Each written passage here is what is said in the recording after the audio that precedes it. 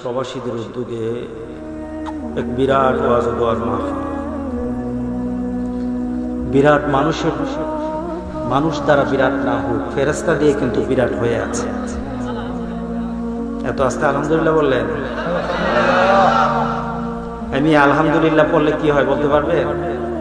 বলেন তো। তামলাউল মিজান, আপনার জান্নাতে যাওয়ার জন্য যে একটা ওজন হবে, প্রত্যেকটি আমল কিন্তু ওজন হবে। আপনার নামাজ ওজন হবে, আপনার যাকাত ওজন হবে, আপনার সাদকা ওজন হবে, আপনার হজ ওজন হবে, আপনার ব্যবহার আচরণ ওজন হবে, আপনার গালি ওজন হবে, আপনার দুশ্মনী ওজন হবে, ওজন দেওয়া হবে।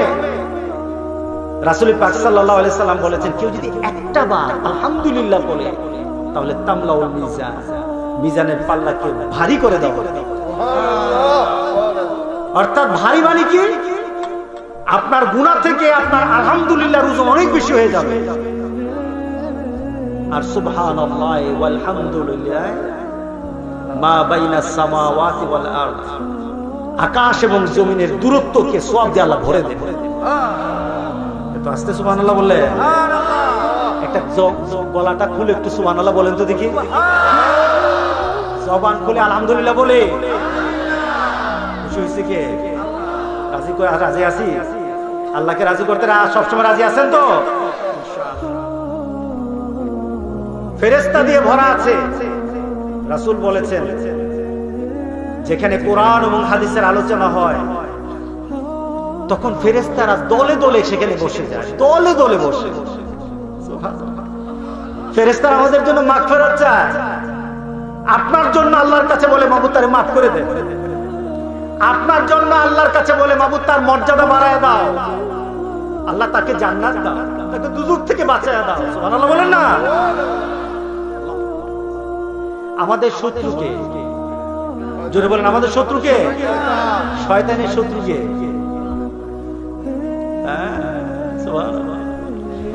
রাসূল পাক সাল্লাল্লাহু আলাইহি সাল্লামকে একবার ইবলিসের সাথে দেখা, শয়তানের সাথে দেখা। রাসূল বলে, এই তো শত্রুকে কতজন আছে?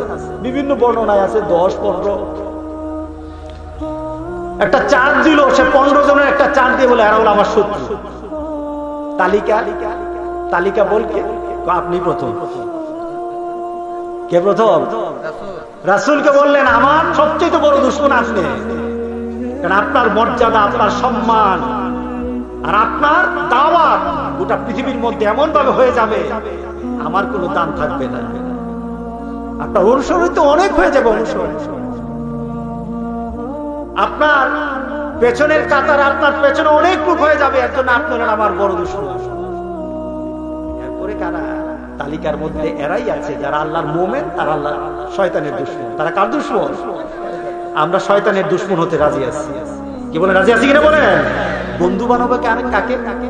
ফেরেশতাকে। কাকে বানাবো বলেন? বলেন কাকে বন্ধু বানাবো? কথা বুঝতেছেন কিনা?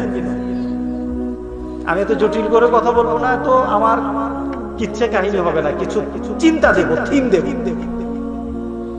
আমার বন্ধু কে হওয়া দরকার? বলেন কে হওয়া দরকার? এখানে যে বসে আছি আমাদের সাথে কে আছে? জরবার কে আছে? বিশ্বাস করেন? কেন করবেন? দেখেন না করেন? হ্যাঁ বলেন, পেছনে কারণটা কি? আপনি বিশ্বাস করছেন কেন? পেছনে কারণ হলো, এমন এক ব্যক্তি কথা বলেছে, গোটা পৃথিবীর সব মানুষ যদি একটা কথা বলে আর ওই ব্যক্তি যদি একটা কথা বলে, ওইটাই সত্য। উনি হলেন মুহাম্মদ রাসূলুল্লাহ সাল্লাল্লাহু আলাইহি ওয়াসাল্লাম। সে কখনো এমন কথা বলে না যেটা অবাস্তব, যেটা হতে পারে না। আমাদের সাথে ফেরেশতারা বসা, মসজিদে ঢুকলেন, 2 রাকাত নামাজ আদায় করলেন, বসে পড়লেন, সুন্নাত আদায় করে বসে পড়লেন। 2 রাকাত নামাজ মানে কি? দুপুরের মসজিদ পড়লেন, সুন্নাত আদায় করলেন, বসে পড়লেন, চুপ করে বসে আছেন। আপনার পাশে ফেরেশতারা বসে বসে আল্লাহর দরবারে বলতে থাকে, বাবু তারে তুমি মাফ করে দাও, তার তওবা কবুল করো, তার মর্যাদা বাড়ায় দাও। বন্ধুত্ব বিড়িওয়ালা, সুরটলা, বেনামাজি, সুদখোর, ঘুষখোর করবো না। রাজি আছে কিনা বলে?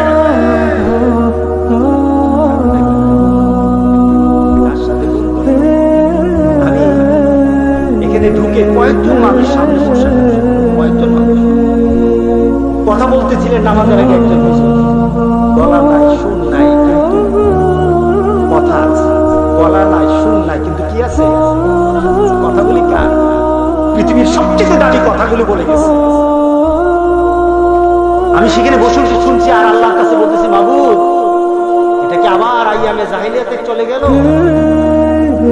আবু লাহাব, আবু জাহেলের আওয়াজে মানুষ বেশি জমে আর তোমার আওয়াজে মানুষ জমে না। চলে গেলাম সেই জগতে নাকি? তোমার হাবিবের মহব্বতে জমে না।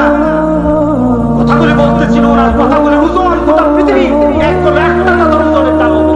আল্লাহু আকবার। কার কথা বলেছে? রাসূল নাই। রাসূল সুর দিয়ে কথা বলতেন না, রাসূল ওয়াজ করতেন, আলোচনা করতেন। আর আজকাল ওয়াজ হলো তারাই সবচেয়ে কম, যার আছে গলা, যার আছে সুরা। কি বলে?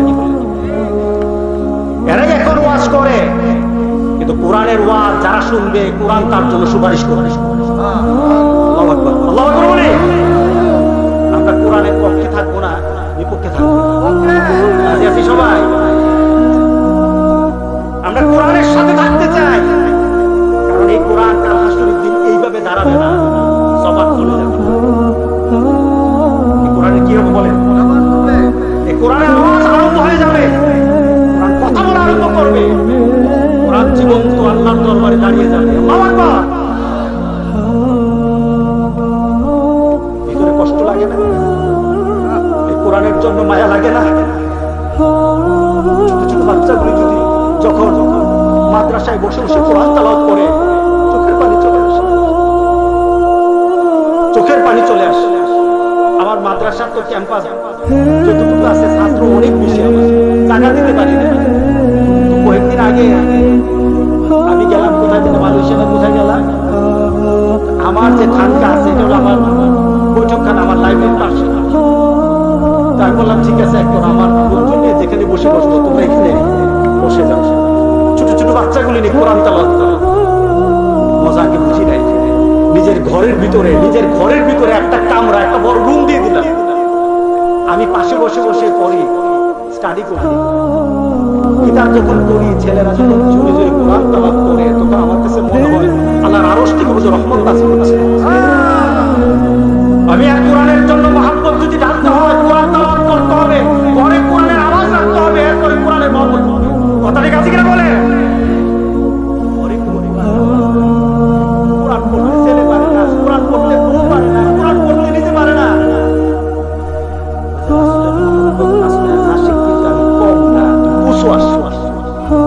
কথা ঠিক আছে কিনা বলে? আজকে এই কোরআনের নিয়ে যদি আমরা চিন্তা করি, এই কোরআনটা জীবন্ত হয়ে যাবে। কি হয়ে যাবে বলে? কার দরবারে কথা বলো? আচ্ছা একটু আগে আসি,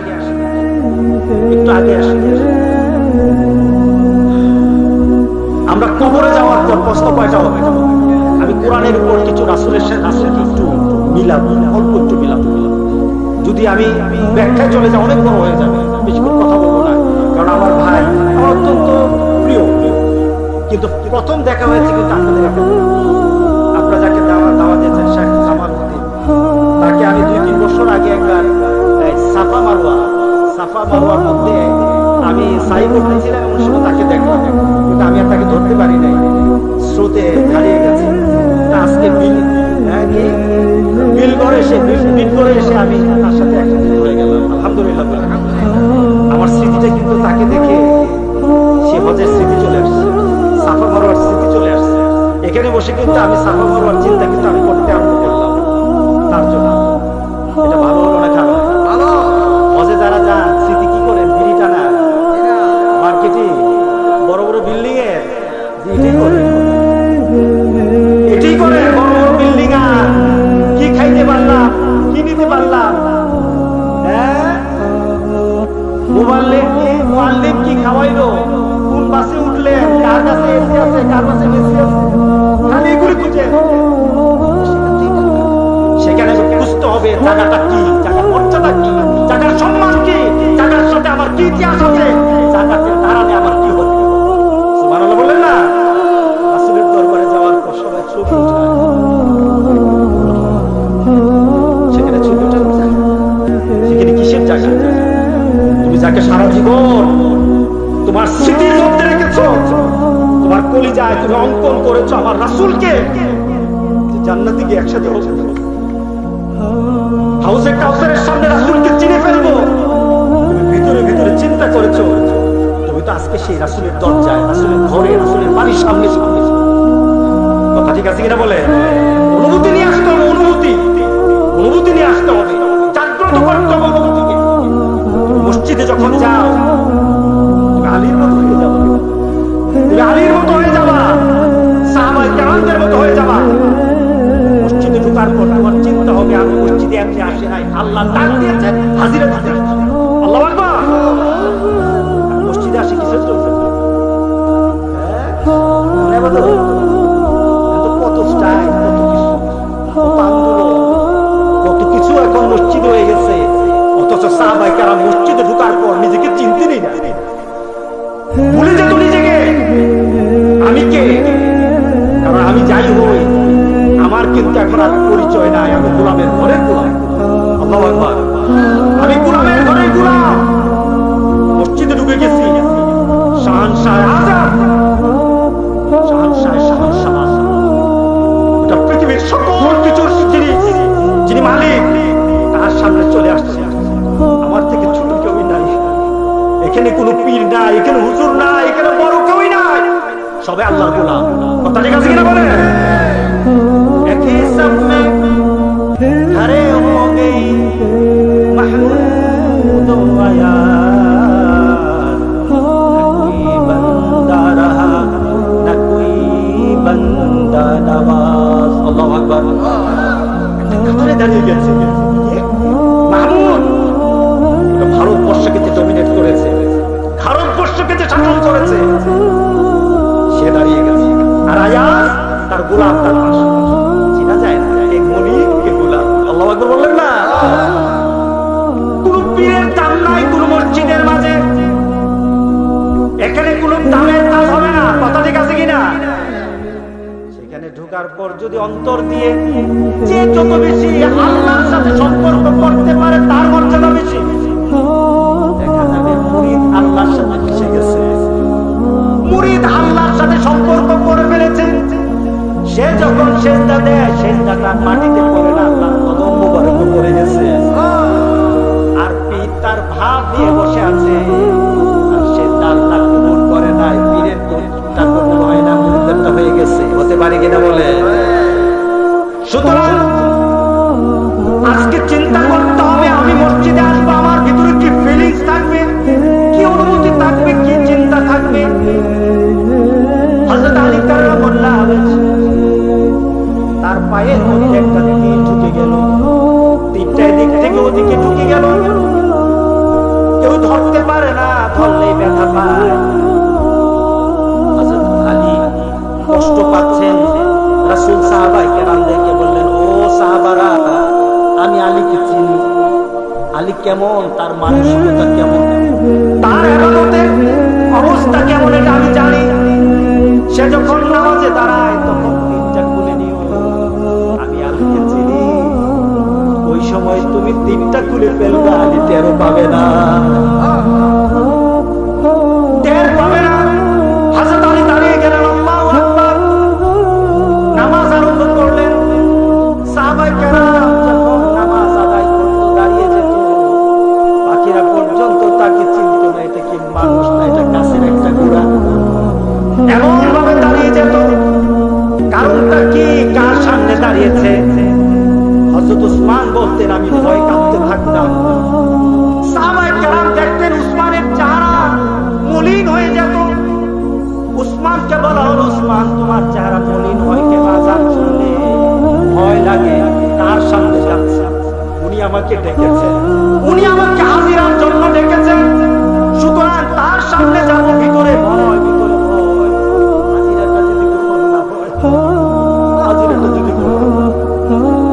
যেতেন হযরত সাহাবায়ে কেরাম। হযরত আলী দাঁড়িয়ে গেলেন, সবাই ধরাধরি করলো, টেনে তার দিকটা খুলে ফেললো। নামাজ শেষ হয়ে গেল। আলী বললেন, তীর কোথায়? সুবহানাল্লাহ, তীর কোথায়? আমি তো টের পাই নাই। এটাই হলো মুমিনের নামাজ, মুমিনের নামাজ। সিজদা করে এখানে সে থাকে জান্নাতে। এই মানসিকতা যতক্ষণ সৃষ্টি করতে না পারবো, আল্লাহর কসম খেয়ে বলি, মসজিদে সারা রাত বসে থাকতে পারবেন, ভিতরে যদি এই অনুভূতি না আনতে পারবেন, আল্লাহর দরবারে পৌঁছানো যাবে না। সুতরাং এই কোরআনকে আমার অনুভূতিতে আনতে হবে। কোরআনকে, কোরআন হলো আমার দলিল, কোরআন হলো আমার জন্য কাল হাসির দিন, আমার জন্য সাক্ষী। আমার জন্য কি বলেন? আমাদের জন্য কি? এবার কথাটা প্রথম দিক থেকে আসি। কোরআন কেমন ভাবে সাক্ষী হবে? আপনাদের এলাকায় লোক মারা যায় কিনা? মরার পরে কি করেন? কথা বলেন। দাফন করেন। দাফন করে দেওয়ার পর আপনি কি জানেন আপনাকে কি প্রশ্ন করা হবে? জানেন কিনা বলেন? সবাই জানেন না? কি প্রশ্ন করা? আমরা সবাই মুখস্থ। তাহলে ওপেন সিক্রেট, ওপেন হয়ে গেছে সিক্রেটটা, কোশ্চেন আউট হয়ে গেছে। তাহলে পরীক্ষা কি হয়? বাল যায় না? কোশ্চেনটা তো আউট। কি বলেন চেয়ারম্যান সাহেব? কোশ্চেন যদি আউট হয় পরীক্ষা কি? এখন আল্লাহ আউট করে দিল, কোশ্চেন আউট, তাহলে পরীক্ষা বাদ হবে না। আপনাকে প্রিপারেশনের জন্য, প্রিপারেশনের জন্য, প্রস্তুতির জন্য আল্লাহ বলেন আউট করে দিলাম, আয় ঠিকভাবে জেনে আয়, ঠিকভাবে মেনে আয়। কবরে রাখার পর আপনাকে যে জিজ্ঞাসা করা হবে সবার মুখস্থ, কিন্তু সেখানে গেলে আর ওই জগতে মুখস্থটা থাকবে না। যার আমল আছে তার মুখস্থ কাজ করবে, আর যার আমল নাই সে সবকিছু ভুলে যাবে, সবকিছু ভুলে যাবে। যত বড়, যত কিছু হোক, যত পজিশনে হোক, যত ক্ষমতা হোক, যত বড় জানাজা হোক, কাজ হবে না। আমল নাই, বিপদ হয়ে যাবে কবরে। কবরে রাখার পর আমরা জানি তিনটা কোশ্চেন, সম্পূর্ণ কোশ্চেন হবে, আরেকটা কোশ্চেন চলে আসবে সাথে সাথে। আপনাকে বলা হবে তিনটা কোশ্চেন কি সবাই জানেন? যখন তিনটা কোশ্চেন আপনি উত্তর দিতে পারলেন, তখন আপনাকে বলা হবে কাইফা ইউদ্রিক, আল্লাহ কোত্থেকে। কোশ্চেন কয়টা? একটা। এই কোশ্চেনটাই কঠিন। কিভাবে জানলাম? এই কোশ্চেন করার পরে, আচ্ছা বলেন তো যে আপনাদের বীরগড়ের কবরগুলির মধ্যে এই কোশ্চেন আছে না নাই? আমার মাঝে মাঝে শুনি কি করলে বলে কবরের সওয়াল সফল হয় না।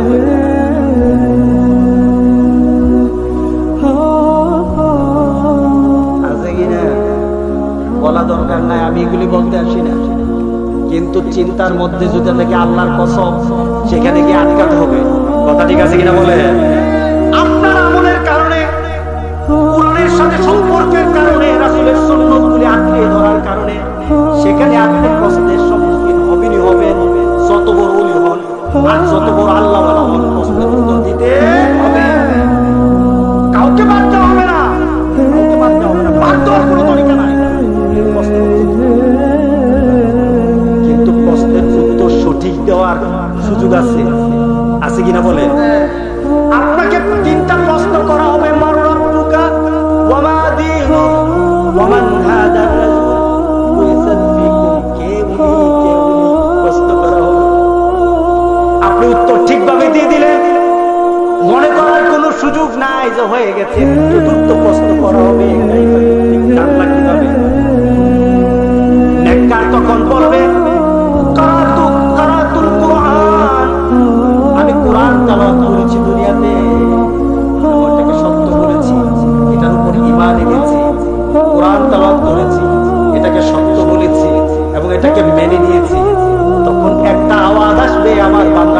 কথা বলেছে। আল্লাহু আকবার। উপর থেকে একটা আওয়াজ চলে আসবে, আমার বান্দা সত্য কথা বলেছে। বন্ধুরে কবর হবে না, কবর হবে আল্লাহ রাসূল। এই দুটা নীতির মধ্যে হবে। কথা ঠিক আছে কিনা বলে? এই দুটা নীতির মধ্যে হবে। এর বাইরে চলবেন ইসলাম, এর বাইরে চলবেন বিপদ হবে। কেউ যদি না পারে প্রশ্ন, তুমি কেন পারলা না? তুমি কি কোরআন পড়ো নাই? তখন বলা হবে প্রশ্ন না পারলে তাকে বলা হবে তুমি কি কোরআন পড়ো নাই, তুমি কি কোরআন দেখো নাই, তুমি কি কোরআনের সাথে সম্পর্ক করো নাই। ফেরেশতারা যখন এইভাবে প্রশ্ন করবে, সে তখন বলবে হা হা, এই শব্দ করে বলবে আহারে আহারে, দুনিয়াতে তো কোরআনের সাথে সম্পর্ক করি নাই, গানের সাথে করছি, নামাজের সাথে করি নাই, অন্য কিছুর সাথে করছি, আছে কিনা? এইভাবে যখন হা হা বলবে, তখন উপর থেকে একটা আওয়াজ আসবে, তার কবরের মধ্যে দুজকের আগুন দিয়ে ভরে দাও, দুজকের বিছানা বিছায়া দাও। কোরআন কবরে লাগবে কিনা বলেন? লাগবে কিনা? এবার আখিরাতে হাসরের ময়দানে আপনি দাঁড়িয়ে যাবেন, কোরআনের নিয়ম নীতি আপনি কিছুই জানেন নাই, কিছুই মানেন নাই, আপনি পরেও দেখেন নাই, আল্লাহর সামনে দাঁড়ানো যাবে না, আল্লাহর সামনে দাঁড়ানো যাবে না। একটা ব্যক্তি রাসূলের দরবারে বৃদ্ধ লোক, রাসূলের দরবারে এসে বললেন ইয়া রাসূলুল্লাহ, বয়স হয়ে গেছে, দাঁতগুলি পড়ে গেছে, জিহ্বা মোটা হয়ে গেছে, এখন মুখে উচ্চারণ আসে না। ইয়া রাসূলুল্লাহ, আমি ভয় পেয়ে গেছি। আল্লাহ যদি আখিরাতের ময়দানে আমাকে নোটিশ করে বলেন কোরআন দিলাম, জবান দিলাম, কেন কোরআন তেলাওয়াত করলি না বান্দা, আমি আল্লাহর দরবারে কি জবাব দেব? আজকে বৃদ্ধদেরকে বলি, কাল হাসরের দিনে ভয়ে উলুক আল্লাহ রাসূলের দরবারে এসে কাঁদতেছিল, ইয়া রাসূলুল্লাহ, কি করব এখন, কি করব? রাসূল বললেন এদিকে আসো, সবক দিয়ে দিলেন, কোরআনের সবক দিয়ে দিলেন। রাসূল উস্তাদ আসে হয়ে গেছে, শাগির্দ ছাত্র হয়ে গেছে, তেলাওয়াত আরম্ভ হয়ে গেল। রাসূল যেটা বলেন সে সঠিকভাবে উচ্চারণ করতে পারে না, চোখের পানি ফেলে দিয়ে বলল ইয়া রাসূলুল্লাহ, আপনি যেভাবে উচ্চারণ করেন এইভাবে তো আমি উচ্চারণ করতে পারি না। রাসূল বললেন তোমাকে আল্লাহ এটা দেখবে না, তোমার ভিতরটা আল্লাহ দেখবেন, তোমার চেষ্টাটা আল্লাহ দেখবেন, হলো কি না হলো আল্লাহ দেখবে না। আল্লাহু আকবার বলেন। তোমার মর্যাদা আরো আল্লাহ ডবল ডবল বাড়ায় দিবেন। পড়ার জন্য একটা পুরো বয়সের চেষ্টা করছে, আরেকটা মর্যাদা ডবল। আল্লাহু আকবার। আমার এক উস্তাদ, উনি এক বাড়িতে গেলেন, খারাপ লাগতে সাথে কথা বলেন, উনি এক বাড়িতে গেলেন, ওয়াজ করতে গেলেন, বড় আলেম,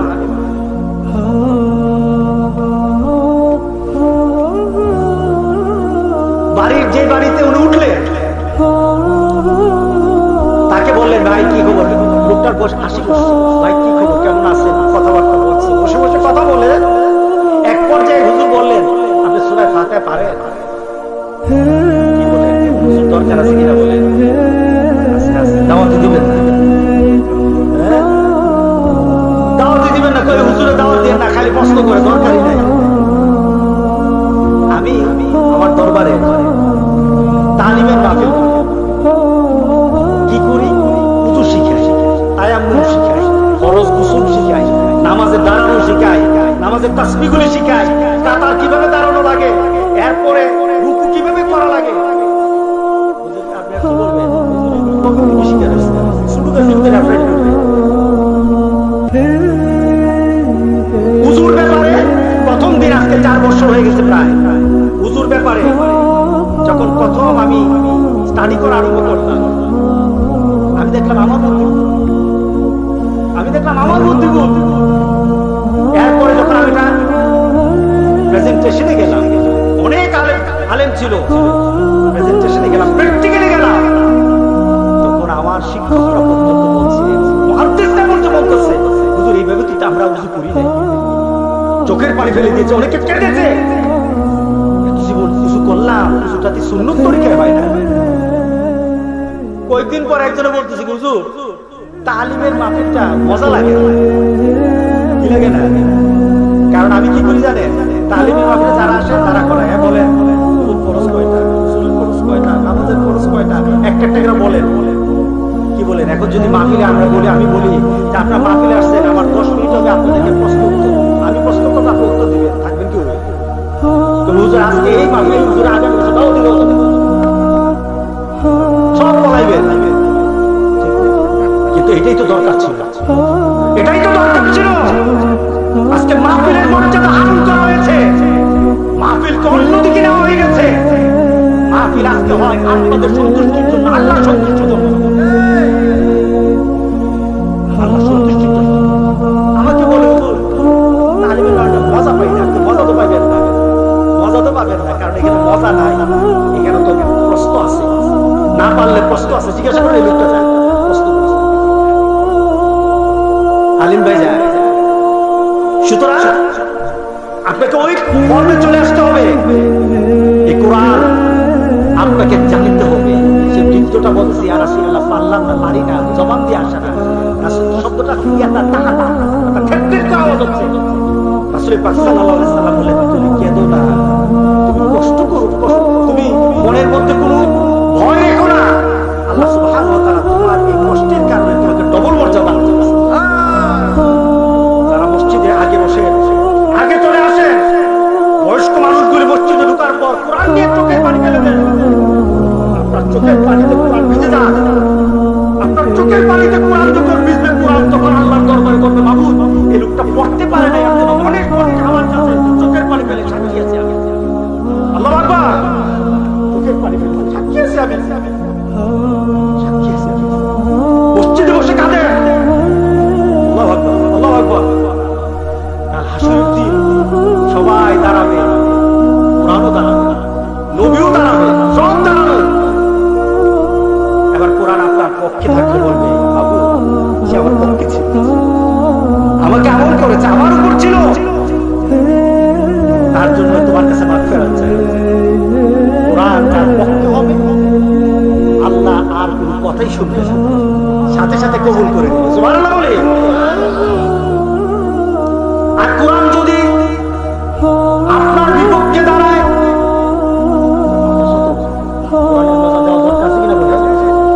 কোরআন যদি আপনার বিপক্ষে দাঁড়ায়, আল্লাহর দরবারে কোরআন নালিশ করবে। আল্লাহর দরবারে কোরআন নালিশ করার পর পৃথিবীতে যার আশায় বসেছিলেন, যার জন্য আপনি চিন্তায় ছিলেন, তাকে মানে না না মানে মনে মনে চিন্তা করেছেন, সে পর্যন্ত আপনার বিরুদ্ধে যাবে। যদি কোরআনকে আপনি ধারণ না করতে পারেন, রাসূল পর্যন্ত কাল হাসরের দিন আপনার বিরুদ্ধে দাঁড়িয়ে বলবে, ওয়াকালার রাসূল ওয়াকালার রাসূল ইয়া রাব্বি ইন্না কওমি ইত্তাখাযু হাযাল কুরআনা মাহজুরা। আল্লাহু আকবার। আল্লাহ রাসূল দাঁড়িয়ে যাবে, কোরআন কারো বিপক্ষে দাঁড়িয়ে গেল, তখন সে নবীর দিকে তাকাবে, নবী তখন বলবে, তোর সাথে আমি নাই, তার সাথে কোরআন নাই, তার সাথে আমি নাই, সাথে সাথে কোরআন দাঁড়িয়ে যাবে। রাসূল বলবেন, আয় আমার রব, ইন্না কওমি ইত্তাখাযু হাযাল কুরআনা মাহজুরা। কোরআনটাকে পরিত্যাগ করে রেখে দিয়েছে। ঘরে কোরআন ছিল কিন্তু কোরআন খুলে দেখে নাই, ঘরে কোরআন ছিল, পরিবেশে কোরআন ছিল, কিন্তু কোরআনটা পরে দেখে নাই, কোরআনের মর্ম দিলে ঢুকায় নাই।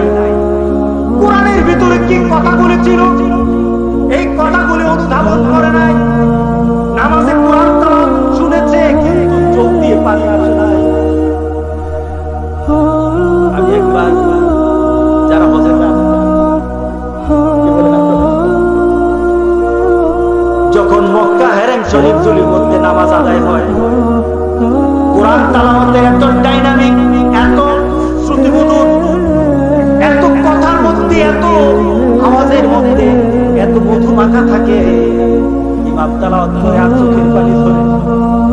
আমি একবার আমার পাশে একজন ঢাকার হসপিটালের মালিক সুদাইসি নামাজ পড়াচ্ছিল। সুদাইসি নামাজ পড়ায় উনি তেলাওয়াত করতে গিয়ে কেঁদে ফেললেন। আমি একটা দুঃখ করি বাংলাদেশের জন্য, বাংলাদেশের ইমামরা কোরআন তেলাওয়াতের মধ্যে আবেগ আনে না। কোরআন তেলাওয়াত করতে গিয়ে এমন আবেগ সৃষ্টি করে না, কারণ পিছনে কারণ আছে। অনেক ইমাম কোরআন শরীফে কোরআনের সূরা ফাতিহার অনুমতি দেন। অনেক ইমাম আছে সূরা ফাতিহা সই করে পড়তে পারে না, নাম দিছে আশিকের আশিক নাই বোধহয়। সূরা ফাতিহা সই করে পড়তে পারে না। আমি একজনকে বলছিলাম, আমাকে বলে সে মার কথা আমি তো হুজুরে নিয়ে হুজুরে যদি আমার সামনে সূরা ফাতিহা পড়তে পারে তো হুজুরের কথা আর আমার সামনে বলে আছে কি আছে কি না আছে কিনা বলে। কোরআন আপনাকে অনুমতিতে নিয়ে আসতে হবে। যখন নামাজ তাওয়াজ করবে তখন আপনার ভিতরে এমন সৃষ্টি হয়ে যেতে পারে আমি তো নামাজে নাই, আমি আল্লাহর সাথে কথা বলতেছি। সুবহানাল্লাহ বলেন না? নামাজে গেলে কার সাথে কথা বলা হয়?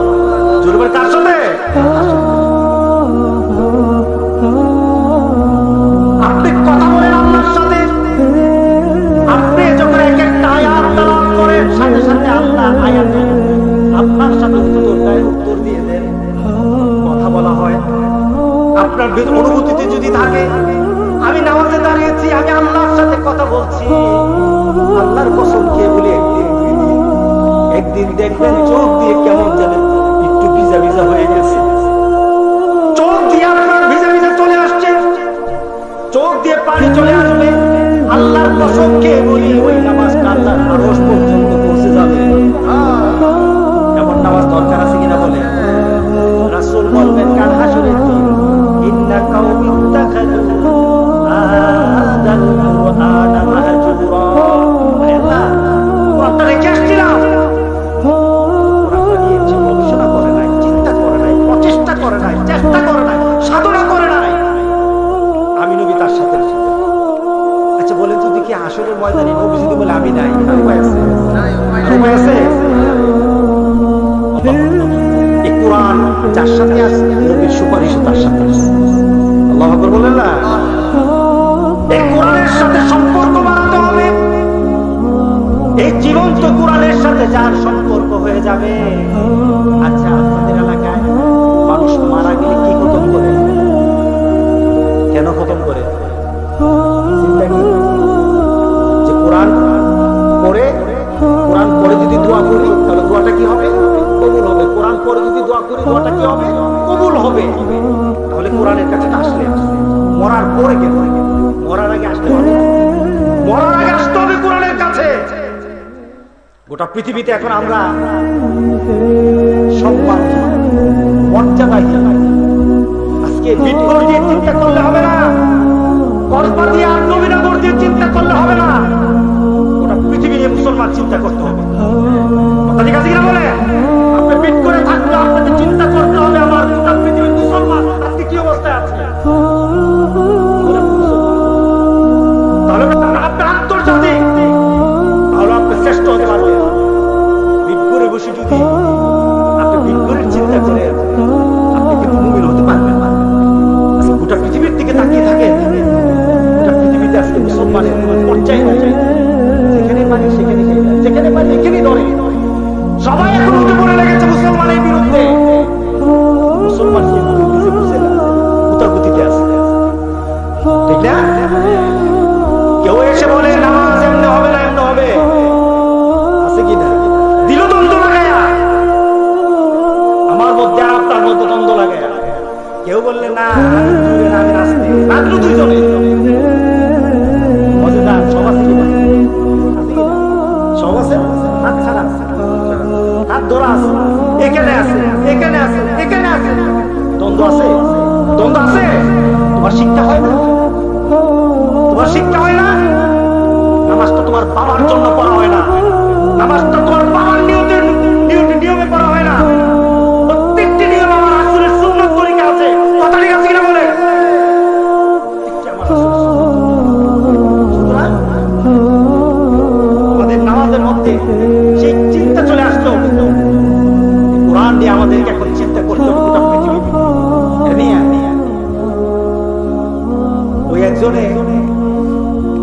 এই যদি চিন্তা করি যে না আমারটা জান বাঁচালি চলবে না, আজকে গোটা পৃথিবীতে কি হচ্ছে, বাংলাদেশে কি হচ্ছে, বাংলাদেশে কি চলছে, বাংলাদেশের মধ্যে কি হচ্ছে,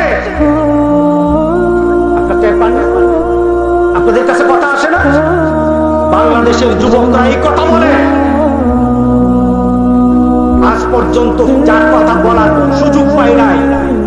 বাংলাদেশে এখন এমন যুবক হয়ে গেছে, ছোট ছোট যুবক হয়ে গেছে, যারা বলে কোরআনের মধ্যে তারা প্রস্তাব করছে, যে কোরআন আমার সাক্ষী হবে, সেখানে বলে কোরআনের উপর প্রস্তাব করবে। বাংলাদেশে এমন হয়ে গেছে আমার রাসূলকে গালি দেয়, আমার রাসূলকে নিয়ে কটাক্ষ করে, আমার রাসূলের চরিত্র নিয়ে কথা বলে। আমরা সব সহ্য করতে পারি, কিন্তু আমার রাসূলের গায়ে একটা হাত সহ্য করতে পারবো না। কথা ঠিক আছে কিনা বলে? রবিউল আউয়াল মাস আমার কোন কিছুর মাস না। বাংলাদেশে রবিউল আউয়াল মাস হবে যদি আমার রাসূলকে নিয়ে কেউ কথা বলে, আমার রাসূলের বিরুদ্ধে, আমার মাদের বিরুদ্ধে, সাহাবায়ে কেরামদের বিরুদ্ধে কেউ যদি কথা বলে, সামনে থেকে রবিউল আউয়াল মাসের এই চিন্তা চেতনা বৃদ্ধি পাবে। এই চিন্তা চেতনা এই রবিউল মাসে আমরা বৃদ্ধি করবো, তার জিহ্বা রাখবো না, তার জানটা রাখবো। কথা ঠিক আছে কিনা বলেন? জানেন না আমার রাসূলকে গালি দিতে, জানেন না? বলি যায় লাগে না, বলি যায় লাগে না? এক বাদশা তার দরবারে ইসলামের দাওয়াত দিতে গেল, এটা হলো রাশিয়া। মুসলমান শুনে নেন, আমরা যে তরিকার রাসূলের মহব্বত, রাসূলের ভালোবাসাকে আমরা নিজেদের মধ্যে সৃষ্টি করতে চাচ্ছি, এটা কোনো রাসূলের মহব্বত পাওয়ার তরিকা না। রাসূলের মহব্বত পাওয়ার তরিকা হলো কোরআনকে মেনে নেওয়া, রাসূলের হাদিসের অনুযায়ী চলা। এটা হলো রাসূলের মহব্বতের তরিকা। বিড়িটা নেই তুমি আশিকের রাসূল আছে না? নামাজ পড়ে না তো আশিকের রাসূল, তুই কি চাকরি করো তো?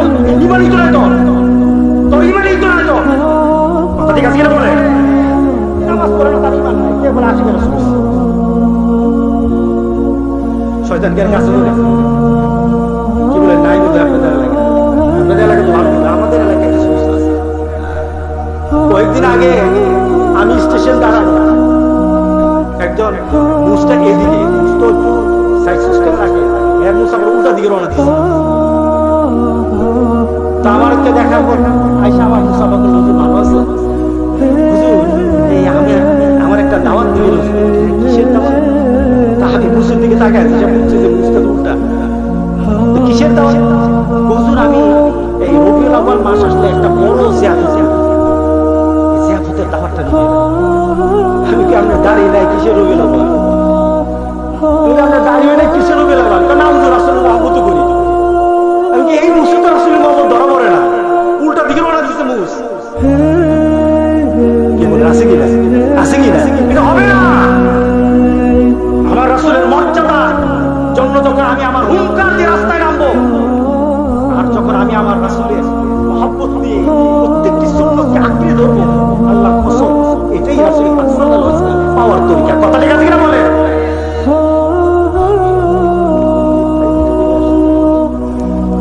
একটা ঘটনা বলি। রাসূল পাক সাল্লাল্লাহু আলাইহি ওয়াসাল্লাম জামানায় সাহাবায়ে কেরাম দ্বীনের দাওয়াত দিতে বিভিন্ন জায়গায় গেলেন। হযরত হুযায়ফা রাদিয়াল্লাহু তাআলা দাওয়াত দিতে গেলেন কেসরাতে দাওয়াত দিতে গেলেন। এবার দাওয়াত রাজাদেরকে দিতেছে, ধনীদেরকে দিতেছে, যারা সমাজের মধ্যে শ্রেষ্ঠ তাদেরকে দিচ্ছে, সবাইকে দাওয়াত দিতেছে। এখন মক্কা থেকে মদিনা থেকে একটা লোক গেল, তাদের খাওয়া দাওয়া দরকার। তখন ওই সমাজের যারা ধনাঢ্য ব্যক্তি আছে একটা খাওয়ার আয়োজন করে, ঠিক আছে আসছে যখন তাদেরকে একটু খাওয়াই দিই। দুধ আসছে মক্কা থেকে, মুহাম্মদ সাল্লাল্লাহু আলাইহি ওয়াসাল্লাম দুধ পাঠিয়ে দিয়েছে, তাদের তো মেহমানদারি করে দিই। মেহমানদারি এদিকে হলো ধনী ব্যক্তি, রাজন্য বর্ণ, আর এদিকে হলো মুহাম্মদ রাসূলুল্লাহ সাল্লাল্লাহু আলাইহি ওয়াসাল্লামের পাগল রাসূলের পরিচয় টুকরা। সুবহানাল্লাহ বলেন না? হুযায়ফা রাদিয়াল্লাহু তাআলা একটা লুকমা ধরলেন, লুকমাটা মুখের কাছে নেওয়ার সাথে সাথে হাত থেকে পড়ে গেল, মাটিতে পড়ে গেল। হুযায়ফা রাদিয়াল্লাহু তাআলা তাড়াতাড়ি উঠালেন, উঠিয়ে দিয়ে ঝেড়ে ঝুড়ে আবার খেয়ে ফেললেন। আশেপাশে কি বলেন, আমাদের সমাজে আছে কিনা, লুকমা বললে কেউ উঠায়, বিয়ে শাদীর মধ্যে লুকমা বললে উঠায়, এরপরে জিয়াফতে উঠায়, দাওয়াতে উঠায়, কেউ উঠায় খায়, কেউ বাড়িতে না দামে না দামে, তারই বলবেন না দামে অসামাজিক, অসামাজিক। কিন্তু এটাই কিন্তু সমাজ, এটাই কিন্তু ইসলাম, এটাই কিন্তু ভালোবাসা, এটাই কিন্তু আখেরাত। কথা ঠিক আছে কিনা বলে? এটাই আখেরাত। উঠালো, যখন খেতে আরম্ভ করলো, তখন ওই যে সামনে যে কাফেররা বসে আছে, বড় বড় সমাজের ধনাঢ্য ব্যক্তি, দেখতে এমন, আমার ভাই তোমার ভাই আছে কিনা সমাজে, আমার ভাই তোমার ভাই, হাতের তাই হাতের তাই হাতের তাই বুঝে মানে দান করলে এমন দায়িত্ব আছে। তখন তারা নিজেদের মধ্যে চোখ চাওয়াচুর করে কথা বলতেছে, দেখছো আনকালচার আরবরা পৃথিবীর সবচেয়ে বড় বড় না, ওই যে বড় বড় আচরণ এখনো দেখা যায়। দেখো মাটিতে পড়ে গেছে, এটা উঠে শেখ সাহাবী হুযায়ফা রাদিয়াল্লাহু তাআলা ধাক্কা দিলেন, উস্তাদ শেখ কি করলে? পড়ছে তো পড়ছে, থাকে এখানে পড়ে থাকবে, আর সুন্নত যদি ধরা লাগে পরে গিয়ে ধরতাম, এখানে ধরলেন কেন? হুযায়ফা রাদিয়াল্লাহু তাআলা একটা ছাড়া দিলেন, কাফেররা বসে আছে সেখানে, একটা ছাড়া দিলেন, ছাড়া দিয়ে কাফেরদের দিকে আঙ্গুল ইশারা করে দিলেন, আনো সুন্নাতা রাসূলুল্লাহ সাল্লাল্লাহু আলাইহি ওয়াসাল্লাম আউলাই হুমাকা। আল্লাহু আকবার। মনে করো হুযায়ফাকে অন্য কিছু মনে করছো? হুযায়ফার কলিজার মধ্যে রাসূলের মহব্বত ছাড়া কিছু নাই। তুমি কি মনে করো এই কাফেরদের সামনে আমার রাসূলের একটা ছোট্ট সুন্নতকে মাটিতে পড়ে দিব আমার জীবন থাকতে আমি হুযায়ফাটা হব না? আল্লাহু আকবার বললেন না, আমি হুযায়ফা বেঁচে থাকতে আমার রাসূলের একটা সুন্নাত মাটিতে পড়তে দেব না। আর এই সামনে চলে বসে আছে বর্ব অসভ্য, এরা কোনো ভদ্রতাই জানে না, মাটিতে পড়লে খাদ্য উঠিয়ে খাওয়া এটাই ভদ্রতা, এটাই ইসলামের রাসূলের মহব্বত। জোরে সুবহানাল্লাহ। মিয়া এভাবে রাসূলের সুন্নতকে আঁকড়ে ধরে নামাজ না পড়ে জান্নাতে যাওয়ার কোনো সুযোগ আছে নাকি বলেন? কে বলছে?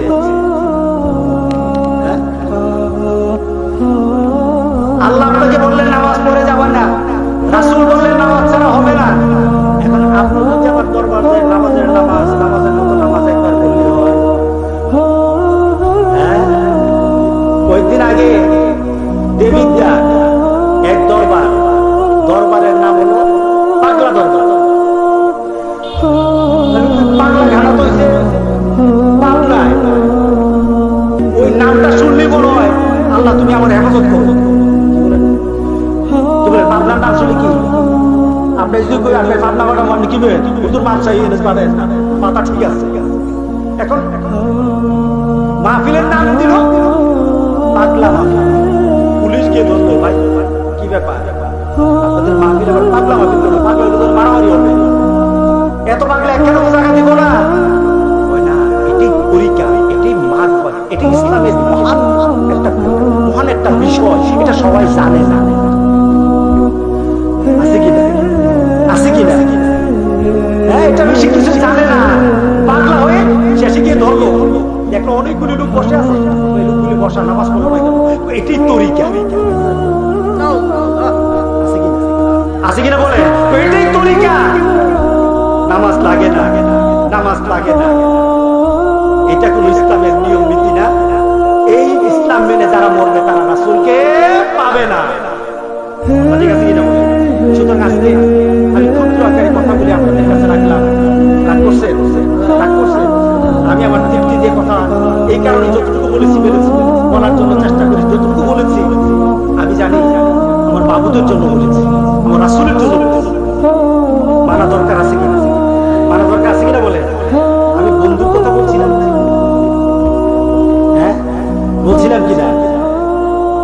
বন্ধু যদি ফেরেশতা হয় ভালো না খারাপ? বন্ধু যদি নামাজি নেককার সুন্নতওয়ালা হয় ভালো না খারাপ? একটু এই কথাগুলো আল্লাহ সুবহানাহু ওয়া তাআলা আমাদের বন্ধু তাদেরকে বানাবেন আখিরাতে, কারা হবে দেখবে ইন্নাল্লাযীনা ক্বালু রাব্বুনাল্লাহ সুম্মা ইসতাকামু তাতানাজ্জালু আলাইহিমুল মালায়েকা আল্লা তাখাফু ওয়া লা তাহজানু ওয়াবশিরু বিল জান্নাহ নাহনু আউলিয়াউকুম ফিল হায়াতিদ দুনিয়া ওয়া ফিল আখিরাহ। আল্লাহ সুবহানাহু ওয়া তাআলা বলেন, যারা কোরআনের মধ্যে কায়েম থাকে, কোরআন নিয়ে যারা চলে, কোরআনের উপর যারা গবেষণা করে, কোরআন নিয়ে যারা মারা যায়, মৃত্যুর আগ মুহূর্তে ফেরেশতারা দলে দলে আগে আসে, ফেরেশতারা তার সামনে কার সামনে উপস্থিত? মৃত্যু পথযাত্রী ব্যক্তির সামনে তখন ফেরেশতারা দাঁড়িয়ে যায়। মৃত্যু পথযাত্রী লোকগুলির সামনে ফেরেশতারা দাঁড়িয়ে যায়। আপনি যখন মৃত্যু সজ্জায় শুয়ে যাবেন, ফেরেশতারা সে দলে দলে বলে,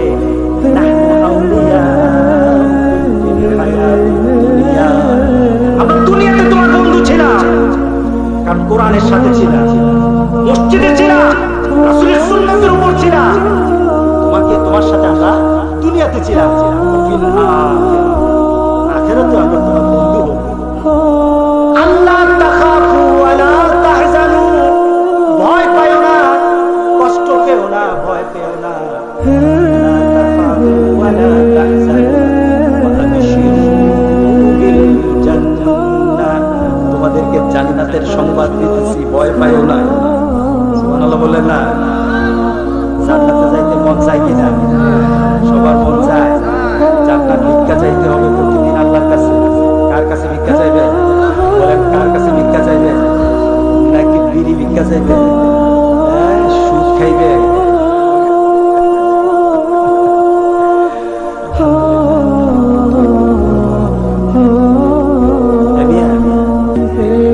তাকে চিনি, বাপ জানি না, মা জানি না, পরিবার জানি না, আপনি যদি বলি তার এলাকাও জানি না, কিন্তু কোরআনের কারণে সবচেয়ে প্রিয় সে হচ্ছে মাদে আমি পুলিশ এলাকা।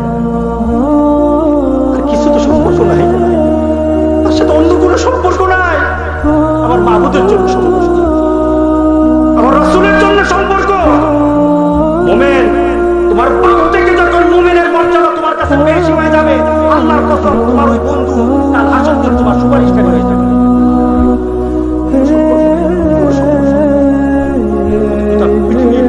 মুমিনরা যখন কষ্টতে পড়ে যায়, কাশ্মীরের ভাইয়েরা যখন, কাশ্মীরের ভাই বোনদেরকে যখন গুলি করে মারা হয়, তখন আমি আড়াই গলিতে বসে বসে কাঁদি, বাবু তুমি আমার ভাইদেরকে বাঁচাও। গোটা পৃথিবীর মুসলমানরা যখন, বারবার মুসলমানরা যখন অত্যাচারিত হয়, কলিজায় আঘাত লাগে, কারণ আমার রাসূল বলেছেন, যতক্ষণ পর্যন্ত তোমার কলিজায় তোমার অপর প্রান্তের ভাইয়ের জন্য ভালোবাসা সৃষ্টি না হবে, আল্লাহ কসম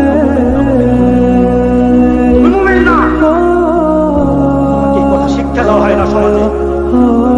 আজকে আমরা বন্ধু বেছে তুমি রাজি আছি তো? সবাই আমরা বন্ধু বাঁধতে রাজি আছি? নামাজের সাথে কে কে রাজি কিনা?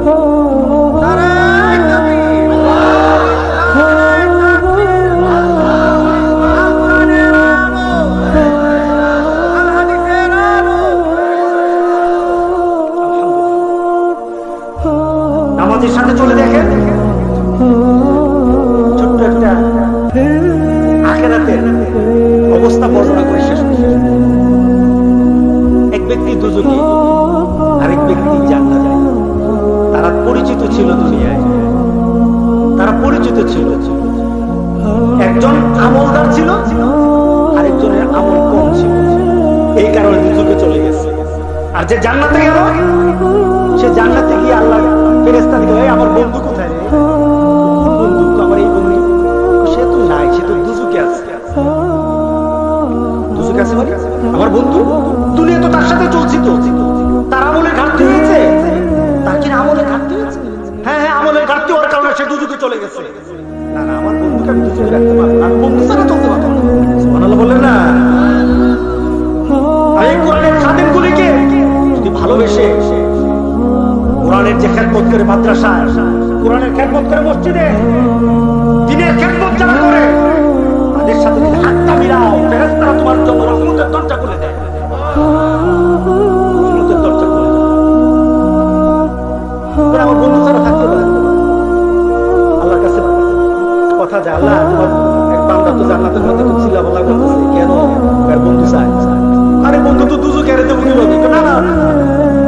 সে বন্ধু ছাড়া থাকবে না। আর জান্নাতের ব্যাপারে মা জান্নাতে ঢোকার পর জান্নাতীরা যা চাইবে আল্লাহ সব ফ্রি,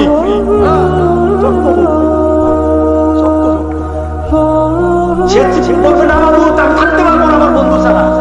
এবার তাকে দুজক থেকে উঠানো, বললেন না দুজক থেকে উঠানো, আমার দুজক থেকে উঠালো কে রে?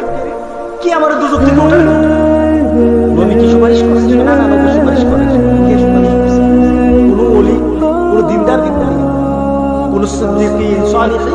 না না, কেউ করে নাই। আমার মা বাবা না, তোমার পরিবারের কেউ, আত্মীয়স্বজন না, কেউ করে না। তার মধ্যে মহব্বত ছিল আল্লাহ রাসূলের, কোরআন এবং হাদিসের প্রতি, সুন্নতের প্রতি তার টান ছিল। সে জান্নাতে গিয়ে তোমাকে আল্লাহর কাছে বাইনা নিয়ে তোমাকে আসছে, বাইনা করে তোমাকে নিয়ে আসছে। তোমার বন্ধুর কারণে আজকে তুমি জান্নাতি হয়ে গেছে। সুবহানাল্লাহ বলে। এবার কাকে বন্ধু বানাবে? এটা আপনার বন্ধু ভালো, আখিরাত ভালো। আপনার বন্ধু খারাপ, বিপদের কারণ, বিপদে দেখাই যাবে কবরে যাওয়ার পরে। আমি কথার ধারাবাহিকতা এই কারণে রাখলাম, নামাজের আগে যে কথা বলে গেছে, আমি চিন্তা করেছি তার কথাকে আমি একটু স্থানে নিয়ে যাব। আমি এতটুকু কথা বললাম। আল্লাহ যেন আমাদের সবাইকে আল্লাহ এবং রাসূলের ভালোবাসা, দ্বীনের প্রতি যারা কায়েম থাকে তার ভালোবাসা, এবং যেই কাজ করলে আল্লাহ এবং আল্লাহ রাসূল খুশি হবে সেই আমলের প্রতি ভালোবাসা আল্লাহ সৃষ্টি করে দেন। সবাই আল্লাহুম্মা আমিন। দোয়া চাই, দোয়া করুন, আমার জন্য দোয়া করবেন। আল্লাহুম্মা আমিন। ربنا ظلمنا أنفسنا وإن لم تغفر لنا وترحمنا لنكونن من الخاسرين ربنا فاغفر لنا ذنوبنا وكفر عنا سيئاتنا وتوفنا مع الأبرار রব্বুল আলামিন, একটা সুন্দর পরিবেশ, পাশে তোমার ঘর, কোরআনের ঘর একটা পাশে আছে। দিন রাত কিছু কিছু তোমার বান্দা, ছোট ছোট বাচ্চাগুলি সারাক্ষণ ঘুমেও তারা কোরআন তেলাওয়াত করে, সারাক্ষণ তোমার কালাম, তোমার কোরআন তারা তেলাওয়াত করতে থাকে। এই স্থানটাকে একটা জান্নাতি পরিবেশ হয়ে যায়। তোমার কোরআনের আওয়াজ দিয়ে এই এলাকা মুনাফফার হয়ে যায়, আলোকিত হয়ে যায়। মুসল্লিদের পদভারে জায়গাটা মর্যাদাবান হয়ে যায়। তোমাকে এই জায়গায় সেজদা দিয়ে মুসলমানরা তৃপ্ত হয়।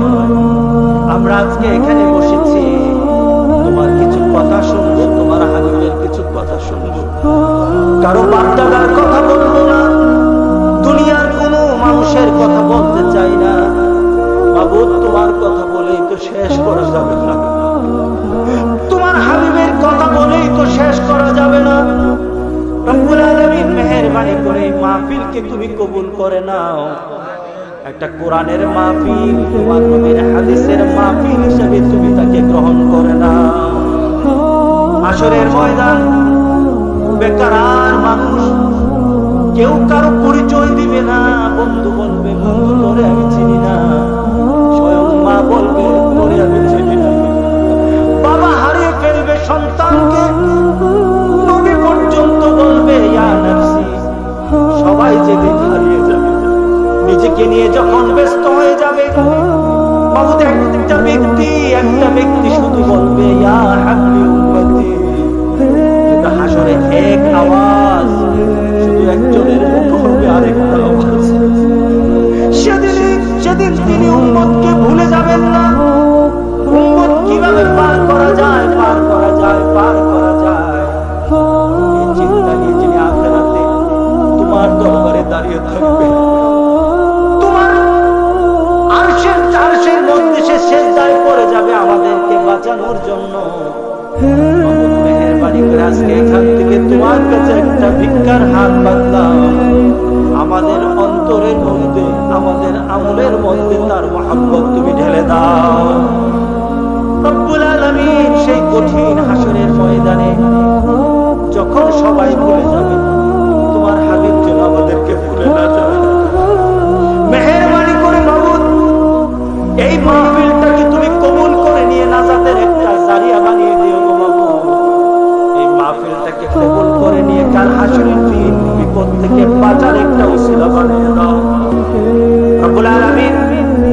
মেহেরবানি করে আমাদের সালামটুকু এই বিটগড় মাদ্রাসা থেকে, মাদ্রাসা মসজিদের সেহেন থেকে দিলাম।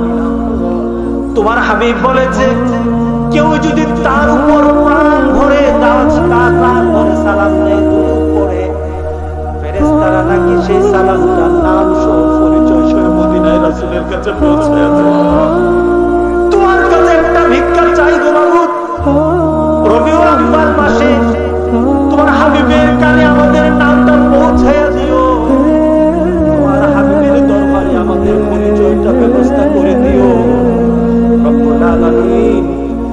তোমার হাবিবের কাছে কাল হাসরের দিন যেন দাঁড়াতে পারি তৌফিক দান করে দাও মেহেরবানি করে মাবুদ।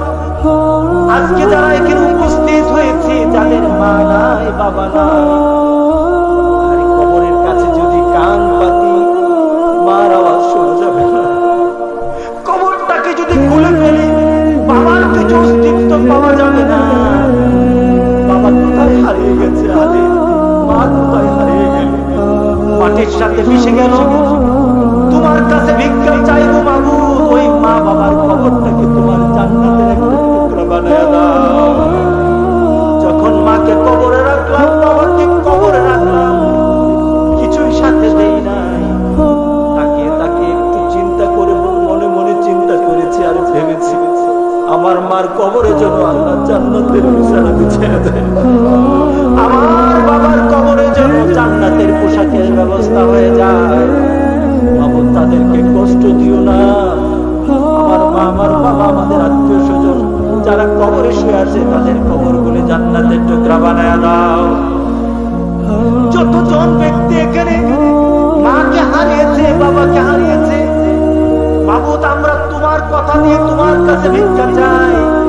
তুমি তো নিজের ব্যাপারে বলেছো আমার আস্তাগফিরু মিনাল্লাহি কিলা, তোমার থেকে সত্য কে বলতে পারবে? তুমি তো বলেছো বান্দা তোর মার জন্য আমার শিখানো দোয়া, তোর মার জন্য তোর নবীও কিন্তু শিখাবে না, আমি শিখিয়ে দিলাম। তুমি নাকি স্বয়ং আমাদের মার জন্য বাবার জন্য দোয়া শিক্ষা দিলা। তুমি বলতে বললা বল আমার কাছে রব্বি রাহমহুমা কামা রাব্বায়ানি সগীরা। তোমার কথা দিয়ে মার জন্য বাবার জন্য ভিক্ষা চাই, ফিরিয়ে দিও না। যেমন ভাবে মা আদর করেছে বাবা আদর করেছে, জান্নাতের পরিবেশ দিয়ে তুমি যেন কবরটাকে সুন্দর বানায় দাও রব্বুল আলামিন। যাদের মা বাবা জীবিত আছে নেক হায়াত দান করে দাও, যেন বুঝি মা আমার জান্নাত বাবা আমার জান্নাত, মার পায়ের নিচে আমার জান্নাত হয়ে গেছে। মার সাথে যেন বাবার সাথে যেন একটা এমন আচরণ করি যাতে তুমি খুশি হয়ে যাও, যাতে তোমার হাবিব খুশি হয়। এমন আচরণ করার মতো যোগ্যতা আমাদেরকে দাও। মা বাবার নেক হায়াত তোমার কাছে ভিক্ষা চাই। পরিবার পরিজন স্ত্রী সন্তান যাদেরকে দিয়েছো, কুররাতা আয়ুনি ওয়াজআলনা লিল মুত্তাকিনা ইমামা, আমাদের চোখের নয়নের পুতুলি বানায় দাও আমার স্ত্রীকে, আমাদের স্ত্রীকে আমাদের চোখের পুতুলি বানায় দাও। স্ত্রীর চোখের পুতুলি স্বামীকে বানায় দাও, সন্তানগুলি কলিজা ঠান্ডা হয়ে সন্তান বানায় দাও। আমি মসজিদে রওনা দেব, আমার আগে যেন মসজিদে আমার সন্তান পৌঁছে যায়। আমি নামাজ পড়ব, আমার নামাজের আগে যখন আমার সন্তান নামাজ পড়ার জন্য দাঁড়িয়ে যাবে, এমন সন্তান চোখে দেখার মতো যোগ্য সন্তান বানায় দাও রব্বুল আলামিন। মেহেরবানি করে আজকে যারা আমরা হাত পেতেছি, এমন ওষুধ নিয়ে এখানে হাত পেতেছি, ডাক্তার বলে কিছু করা যাবে না, ডাক্তারের তো কিছু করার ক্ষমতা নাই। তুমি শুধু একমাত্র পারো মৃত্যুকে জীবিত করতে, মরাকে জীবিত করতে, জীবিতকে মারতে। তোমার কাছে ভিক্ষা চাই গো মাবুদ, এমন অসুস্থ বানায়ও না যে অসুস্থতার জন্য তোমার হাবিব তোমার কাছে ভিক্ষা চেয়েছে। তোমার কাছে বলেছে এমন রোগ দিও না, কষ্ট দিও না যেটা আমার জন্য কষ্ট, আমার পরিবারের কষ্ট, এমন রোগ আমাদেরকে দিও না রব্বুল আলামিন। তোমাকে সিজদা দিতে দিতে তোমার হাবিবের সুন্নত তরিকায় চলতে চলতে যেন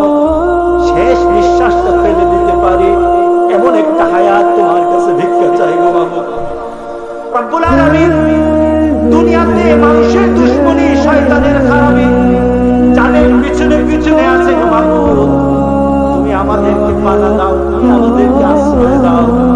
মানুষের দুশ্মনী থেকে, শয়তানের খারাপি থেকে তোমার কাছে আশ্রয় চাই। আউযু বিল্লাহি মিনাশ শাইতানির রাজীম, আউযু বিল্লাহি মিনাশ শাইতানির রাজীম।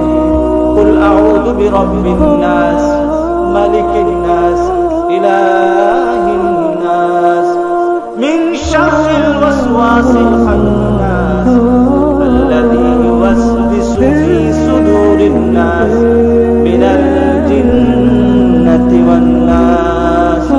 রব্বুল আলামিন এই মাহফিল যারা করেছেন, টাকা দিয়েছেন, পয়সা দিয়েছেন, পরামর্শ দিয়েছেন, ভালোবেসেছেন, তোমার কাছে ভিক্ষা চাই। হাসরের ময়দানে আমাদের সবাইকে কোরআনের মাহফিলের ছায়া দিয়ে, আরশের ছায়া দিয়ে একটু জায়গা করে দিও। এই প্রতিষ্ঠান বলে যারা কবরে শুয়ে আছে, প্রতিষ্ঠাতা কবরে শুয়ে আছে, তার সন্তান আমাদের সন্তান। এই মাহফিলটাকে শুধু নয়, এই প্রতিষ্ঠানটাকে যারা বিভিন্ন ভাবে শ্রম দিয়ে এই পর্যায়ে এনেছে, অনেকে এখানে আছে, সবাইকে তুমি চিনো, আমি চিনি না গো মাবুদ। মেহেরবানি করে মাবুদ তাদের এই কষ্ট টুকুন, তাদের শ্রম টুকুন, তাদের টাকা, এখানে যারা বসেছে সবাই এখানে বসা, সবকিছু কবুল করে নিয়ে তোমার নেককার বান্দা হিসেবে আমাদের সবাইকে কবুল করে নাও। মাদ্রাসাকে আরো মর্যাদার সঙ্গে বানিয়ে দাও। শিক্ষক, এখানে ছাত্র শিক্ষক যারা আছে তাদেরকে তুমি মর্যাদা দাও, যোগ্য বানিয়ে দাও। কোরআনের যোগ্য বানিয়ে দাও তোমার হাবিবের জন্য, যোগ্য বানিয়ে দাও সমাজের জন্য। মেহেরবানি করে মাবুদ একেকটা আলুর থেকে সমাজের জন্য তাদেরকে বানিয়ে দাও। রব্বানা তাকাব্বাল মিন্না ইন্নাকা আনতাস সামিউল আলীম ওয়া তুব আলাইনা ইন্নাকা আনতাত তাওয়াবুর রহিম। সুবহান রাব্বিকা রাব্বিল ইজ্জাতি আম্মা ইয়াসিফুন ওয়া সালামুন আলাল মুরসালিন ওয়ালহামদুলিল্লাহি রাব্বিল আলামিন। মওতের সময় যখন হাত তুলে পা তুলে টানা পড়ে যায়, চোখে আর দৃষ্টি থাকে না, জবানে কোনো আওয়াজ থাকে না, যখন নিথর হয়ে যায়, কাউকে আর চোখের সামনে দেখি না, তোমার কাছে একটা ভিক্ষা চাইবে মাবুদ। কেউ যখন কিছু করতে পারবে না, একটা শেষ নিবেদন করিব মাবুদ, আমাদের জবানটা তখন তুমি চালু রেখে দিও। শেষ একটা কালেমার ঘোষণা, জান্নাতের ঘোষণা, তোমাকে মেনে নেওয়ার ঘোষণা, সবার জবান দিয়ে তুমি বের করে দিও মাবুদ। মেহেরবানি করে আমাদের জবানে চালু করে দিও লা